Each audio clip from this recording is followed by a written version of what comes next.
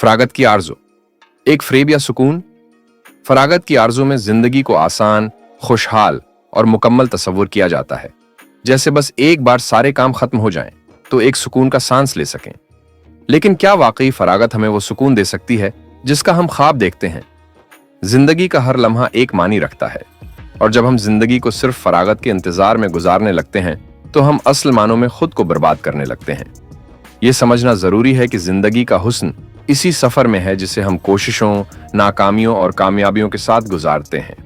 अगर हमें हर वक्त फरागत मिल जाए तो उसमें न कोई मकसद होगा, न कोई चैलेंज और न ही कोई खुशी।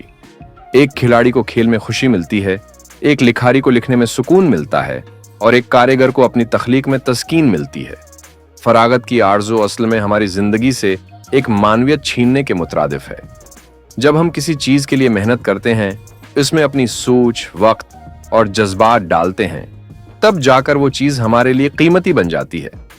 अगर हमें सब कुछ आसानी से मिल जाए और फरागत ही फरागत हो तो उसमें जिंदगी का मजा खो जाता है। असल बात यह है कि सुकून और खुशी हासिल है करने के लिए हमें जिंदगी को जीने का फन सीखना होता है।